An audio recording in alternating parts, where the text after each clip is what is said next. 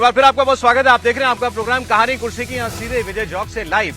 अब आइए बात करते हैं संभल की। संभल में मस्जिद के अंदर सर्वे का जो कोर्ट का आदेश आया, उसके बाद जो हिंसा हुई, उस पर तो बहुत बात हुई। आज जरा हम उसके पीछे की राजनीति की बात करेंगे।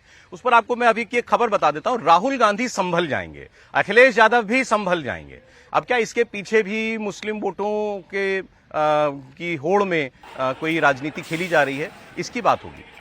एक समीकरण और है जिसकी कुंदरकी की जो सीट जो इसी संभल में पड़ती है, जो भारतीय जनता पार्टी 1,44,000 से ज्यादा वोटों से जीत गई, उसके बहाने जो बात हो रही है।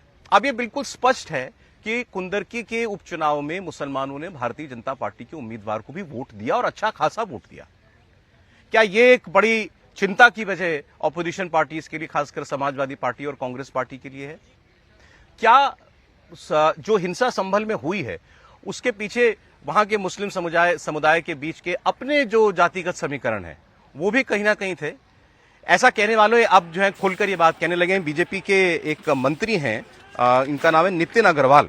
नितिन अग्रवाल स्वतंत्र प्रभार मंत्री हैं और उनका ये कहना है कि जो कुछ हुआ है संभल के अंदर, जो हिंसा हुई है, वो दरअसल सिर्फ और सिर्फ मुस्लिम समाज के अंदर की वर्चस्व की राजनीति का नतीजा। वो लिख रहे हैं संभल की आगजनी और हिंसा वर्चस्व की राजनीति का नतीजा है। तुर्क पठान विवाद ने न केवल शांति भंग कर दी बल्कि आम लोगों की सुरक्षा पर भी सवाल खड़े कर दिए। यूपी पुलिस की तत्परता सराहनीय है। अब इसको लेकर के कुछ डेटा भी है, वो भी आपको मैं बताता हूं। संभल का जहां तक सवाल है तो इस पूरे में ये पूरी तरीके से मुस्लिम डोमिनेटेड एरिया है और तुर्क मुसलमानों की तादाद यहां पर 1.5 लाख है। पठान मुसलमान 3.5 लाख हैं और इनके अलावा बाकी पसमानदा मुसलमान 6 लाख के करीब हैं। अब ये तुर्क और पठानों के बीच में जो यहां राजनीति चलती है वो भी आपको पता होनी चाहिए। दरअसल यहां से पिछले काफी अरसे से जितने भी जनप्रतिनिधि चुने जाते रहे, खासकर सांसद, वो तुर्क पठान बिरादरी से आते हैं। आज वहां पर जियाउर रहमान सांसद हैं, इनके दादा इससे पहले वो सांसद हुआ करते थे। और इसके अलावा जो कुंदरकी की सीट है जहां पर उपचुनाव हुआ, वहां पर अगर आप देखेंगे तो 2.5 लाख मुस्लिम वोटर है और उसमें तुर्क मुसलमान 32,000 है, शेख ज़ादा 60,000 है, पठान 5,000 है और पसमानदा मुसलमान 1,40,000 के करीब है। और वहां पर यह शिकायत जो है, अब तो क्योंकि उसके बाद बहुत सारे लोगों ने खुलकर कैमरे पर कहा, मुसलमानों ने, कि हाँ हमने बीजेपी के लिए वोट किया, रामवीर हमारी अपनी बिरादरी से था, हम भारत के मुसलमान हैं, हम कोई विदेश से आए हुए मुसलमान नहीं है, और वो भी राजपूत, हम भी राजपूत। और ये अब बीजेपी साफ खुलकर कह रही है कि दरअसल ये जो पठान बिरादरी है जिससे वहां के विधायक आते हैं, उनके और ये जो तुर्क परिवार है, इनके बीच की ये राजनीतिक लड़ाई है जिसकी वजह से वहां पर हिंसा हुई। दरअसल बीजेपी को वोट जाने के बाद सबको अपने अपने वोट की चिंता होने लगी और मुसलमान को एकजुट दिखाने के लिए क्या वहां पर यह हिंसा प्रायोजित तरीके से कराई गई। आरोप दोनों तरफ से लगता है। मैं आपको 2-3 बयान जो है इस पर सुनवा रहा हूं। जियाउर रहमान, जिनका मैंने जिक्र किया, ये सांसद हैं, ये कह रहे हैं रक्षक ही भक्षक बन जाए तो क्या करें, प्लेसेस ऑफ वर्शिप एक्ट का क्या वजूद है। इमरान मसूद, ये कांग्रेस पार्टी के नेता हैं, इनका कहना है कि lower court places of worship act के होते हुए ऐसे मामले सुन रहे हैं, उस पर सर्वे के आदेश भी दे रहे हैं, सुप्रीम कोर्ट क्या कर रहा है। और दिनेश शर्मा कह रहे हैं कि ऐसे नेता अपने बयानों से हिंसा को ना भड़काएं। सुने। देखिए, ये तानाशाही है पुलिस प्रशासन की और अफसोस है कि इन लोगों ने इस घटना को सुनियोजित तरीके से, प्री प्लान तरीके से इसको अंजाम दिया है। और मैं अफसोस इस बात का करता हूं कि जो इस प्रदेश और देश के जो रक्षक हैं, अगर वो भक्षक बन जाएंगे तो कानून व्यवस्था को कौन संभालेगा। साजिश करने वाले खुद अगर दूसरे पर आरोप लगाएंगे तो फिर कैसे कानून चलेगा। मैं आपसे सवाल करना चाहता हूँ, जिस दिन की ये घटना है उस दिन मैं कल संभल क्या उत्तर प्रदेश के अंदर भी मौजूद नहीं था। मैं उस दिन बेंगलोर गया हुआ था, all India Muslim personal laboratory की मीटिंग अटेंड करने के लिए गया हुआ था। जब मैं यहाँ नहीं था तो मेरे ऊपर आरोप ये लगाना कतई सरासर गलत है। और उसके साथ साथ आप जिस दिन पहला सर्वे हुआ, सर्वे के अंदर मैं खुद वहाँ मौजूद रहा, हम लोगों ने मिलकर के सर्वे कराया, सुकून से सर्वे हुआ, कोई घटना नहीं घटी। घटना घटती तो उस दिन घटती जिस दिन मैं मौके पे था। जुमे के दिन नमाज पढ़ने से लोगों को रोका गया, लेकिन सुकून से नमाज हमने पढ़ी, कोई किसी परेशानी नहीं हुई। घटना घटती तो उस दिन घटती जिस दिन मैं जुमे के नमाज पे वहां मौजूद था। जिस दिन मैं मौजूद नहीं हूं उस दिन दंगा हो रहा है और आरोप मेरे पर लगाया जा रहा है। ये झूठे और मक्कार हैं अधिकारी। क्या बनाना चाह रहे हैं इस प्रदेश और देश को? संविधान की क्यों धज्जियां उड़ा रहे हैं ये लोग? प्लेसेस ऑफ वर्शिप एक्ट का कोई रोल नहीं रहा। 1991 के तहत 15 का 1947 में जो भी अस्तित्व में कोई धार्मिक स्थल है, कोई केस नहीं होगा। केस पे केस दायर कर रहे हैं। देखिए, आज हम तो दुआ करेंगे कि हमारा संविधान कायम रहे। बाबा साहब जो हमें ये ग्रंथ दे गए थे, जिसके अंदर समानता का अधिकार है, जिसके अंदर प्रत्येक नागरिक को उसके धार्मिक कृत्यों को मानने की आज़ादी है, और आज उसके ऊपर सबसे बड़ा कुठाराघात हो रहा है। हम तो चाहेंगे कि संविधान कायम रहे और हम लोग सुरक्षित रहें। हर जगह जाकर के, जब 1991 में वर्शिप एक्ट आ गया था, उसके बाद भी हर जगह जाकर के निचली अदालतें लगातार मुकदमे कर रही हैं। एक्ट आने के बावजूद मुकदमे कर रही हैं। वो एक्ट इसीलिए लाया गया था कि देश के अंदर ये नफरत का माहौल ना पैदा हो। अब आप हर जगह जाकर के कहोगे कि यहाँ की खुदाई करो, यहाँ की खुदाई करो। यहाँ एक दिन में आप रिट दायर करते हो, सुबह को रिट दायर होती है, शाम तक सर्वे का ऑर्डर हो जाता है और 2 घंटे के अंदर सर्वे टीम तैयार हो जाती है। तो हो क्या रहा है भाई? ये हो क्या रहा है? पूरी न्यायिक व्यवस्था के ऊपर सवालिया निशान लग रहा है। सुप्रीम कोर्ट को संज्ञान लेना चाहिए। जो योगी सरकार है वो निष्पक्ष है। दंगा ना हो ये सरकार को सुनिश्चित करना दायित्व है। निश्चित रूप में ऐसे असामाजिक तत्व जरूर रहे होंगे जिनका उद्देश्य रहा होगा कि वो अशांति फैलावे। सरकार का पूरा दायित्व है और विपक्ष का भी पूरा दायित्व है कि शांति बनी रहे। ऐसे समय उत्तेजनापूर्ण बयान देकर और किसी को भी उत्तेजित करना, मैं समझता हूं किसी भी राजनेता के लिए, चाहे वो किसी दल का हो, उचित नहीं होता। तो आपने देखा, सपा के सांसद हो चाहे कांग्रेस पार्टी के, सब ये कह रहे हैं कि प्लेसेस ऑफ वर्शिप एक्ट, पूजा स्थल अधिनियम का फिर क्या वजूद रह गया अगर इस तरीके से कोर्ट मामले सुन रहे हैं और सर्वे के आदेश भी दे रहे हैं और उसका नतीजा इस किस्म की हिंसा होती है। इस पर भी एक छोटा सा कानूनी अपडेट आपको पता होना चाहिए। चंद्रचूड़ साहब क्यों इतना निशाने पर हैं विपक्षी पार्टियों के, जो अभी चीफ जस्टिस रिटायर हुए? क्योंकि उन्होंने उनकी जो जिस बेंच में वो थे उसने सुनवाई करते हुए ये फैसला दिया था कि प्लेसेस ऑफ वर्शिप एक्ट ये कहता है 1947 के बाद से किसी भी पूजा स्थल का स्वरूप बदला नहीं जाएगा, लेकिन साथ साथ उसमें किसी पूजा स्थल के मूल स्वरूप की जांच करने से वो कानून नहीं रोकता। इसी वजह से लोअर कोर्ट जो है इस मामले को सुन रहे हैं, क्योंकि सर्वे के आदेश का मतलब ये नहीं है कि उसमें ये कह दिया जाए कि अगर ये पाया जाएगा तो उसके बाद मस्जिद जो है मंदिर बन जाएगी या कहीं और दूसरी जगह पर ऐसा हो जाएगा। बहरहाल ये इसमें छोटी सी एक कानूनी बात थी।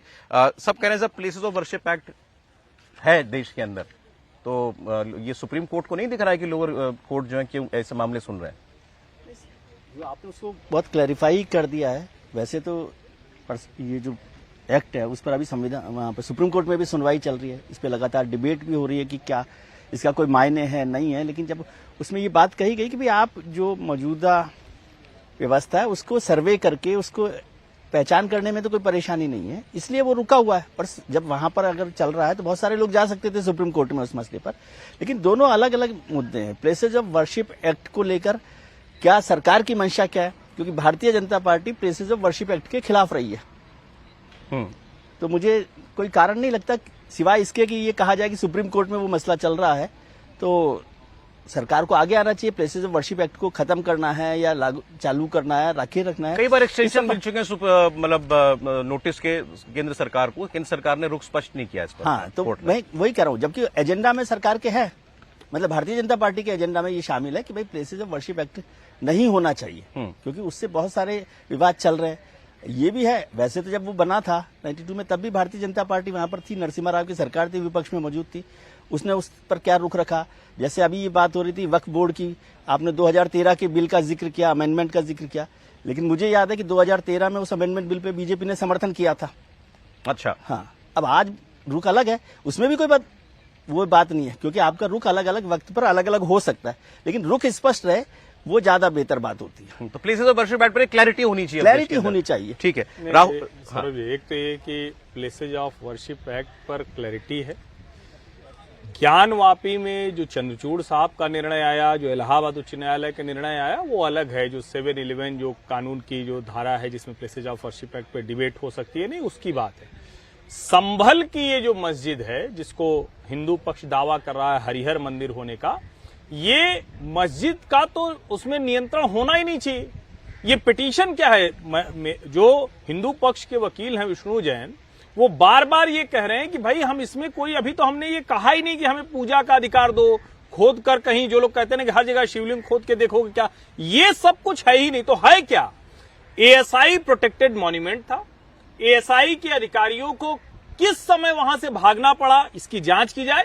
ये पूरा का पूरा जो मस्जिद का परिसर है एएसआई के हवाले किया जाए। जैसे आगरा के ताजमहल में एएसआई तय करता है कि वहां नमाज होगी, कब होगी, कितनी होगी, वो कर रहा है।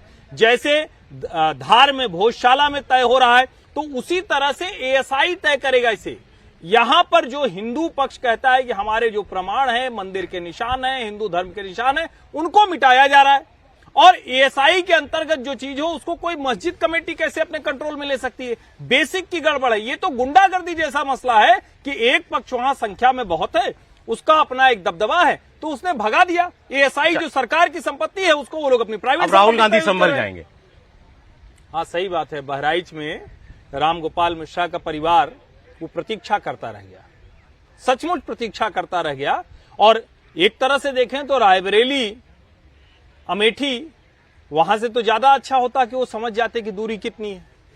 लेकिन यहां तो सारे पैमाने तय होते हैं। गाजा तक की दूरी नजदीक लगती है, केरल की दूरी नजदीक लगती है, तो संभल तो बहुत नजदीक है, क्योंकि पैमाने दूसरे हैं ना।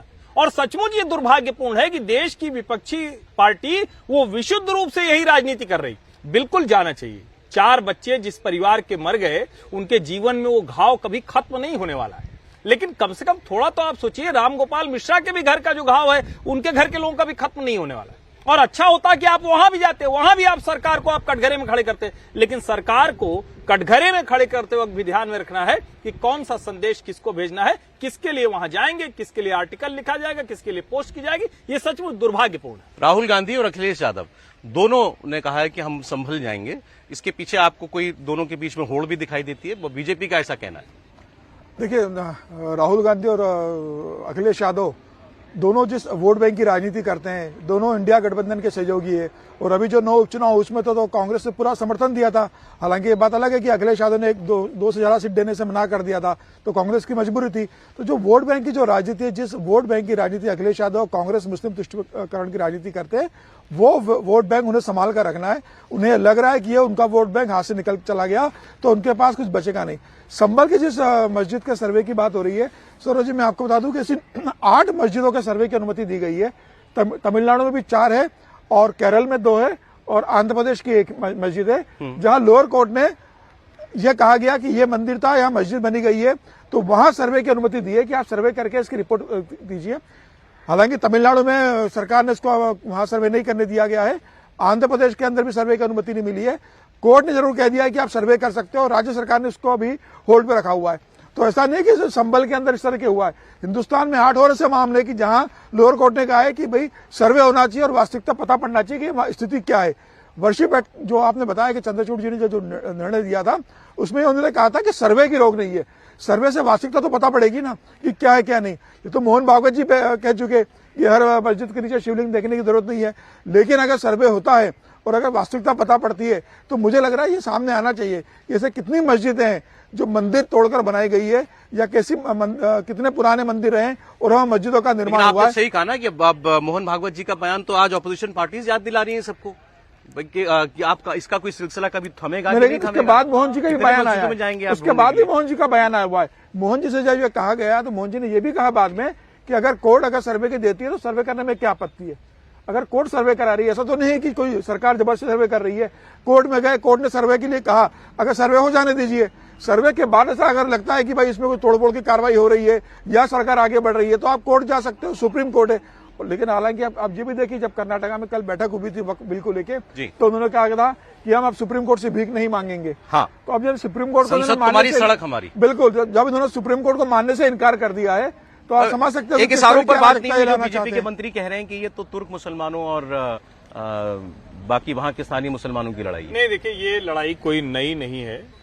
वो शिया सुन्नी की लड़ाई, अलग अलग जो जिनको हम कहते हैं ना कि शेख हैं, तुर्क हैं, पठान हैं, मतलब अलग अलग तरह का जो जिसको कहते हैं विभाजन वहां भी है। ये तो राजनीतिक तौर पर हम एक साथ उनको देखते हैं और उसमें कोई अच्छा नहीं कि अगर वो एक साथ दिखे। लेकिन ये कहा जा रहा है कि कुनरकी के मुसलमानों ने जो वोट कर दिया उससे संभल में लोगों की नाराजगी। और जो जियाउर रहमान का बर्क का परिवार है बेहद ताकतवर परिवार है। उनके दादाजी लंबे समय तक रहे, उनके निधन के बाद अब ये सीट है। ये सीट पहले जियाउर रहमान बर्क विधायक थे जो गई है। तो कुल मिला के अगर कहें तो एक ये मतलब बहुत कुछ ऐसा नहीं लगता कि एकदम से थोपा जा रहा है, वो कुछ हद तक सही लगता है कि ये भी एक संभावना है सर दम इस बात में कि मुस्लिम समाज की अपनी फॉल्ट लाइंस है। ये अपनी फॉल्ट लाइन्स हर समाज की होती हैं और ये जो तुर्क और पठान वाला जो मसला है वो चल ही रहा है और यहाँ पर संभल में इसकी काफी चर्चा हुई है। और खासतौर से आपने जिस तरह से कहा, मैं इसको साइड इफेक्ट के तौर पे भी देखता हूँ कि जो कुंदरकी का नतीजा आया वो तुर्क वहां पर ताकतवर है, हाँ। पठान नंबर में ज्यादा है, पसमानदा नंबर में ज्यादा है, लेकिन तुर्क वहां की एक ताकतवर कम्युनिटी है, डोमिनेंट कम्युनिटी है। तो वो उन दोनों में शायद ये संघर्ष हुआ होगा कि भाई ये इस तरह का बदलाव कैसे हो गया चुनाव नतीजों में, और वो आगे बढ़कर ये यहां तक पहुंच गया है। लेकिन मैं इस बात पर जा रहा हूं कि राहुल जी भी जाएं, अखिलेश जी भी जाएं वहां पर, कोई बात नहीं, क्योंकि 4 लोग 5 लोग बच्चे मारे गए हैं तो इसमें क्या परेशानी है। बल्कि मैं तो समझता हूं मुख्यमंत्री जी को जाना चाहिए वहां पर, जो किसी एक परिवार के बच्चों को अपने मुख्यमंत्री आवास में बुलाकर बात करते हैं और 10 लाख का मुआवजा देते हैं, तो ये भी बच्चे उत्तर प्रदेश के ही हैं। और अभी तो कुंदरकी का नतीजा राहुल गांधी बहराइच जाए, योगी आदित्यनाथ को संभल जाना राहुल गांधी को बहराइच जाना चाहिए, अखिलेश यादव को जाना चाहिए और योगी जी को, या कोई ब्रजेश पाठक की जो अल्पसंख्यक सम्मेलन कर रहे हैं, कम से कम वो तो मिल आते हैं उनसे।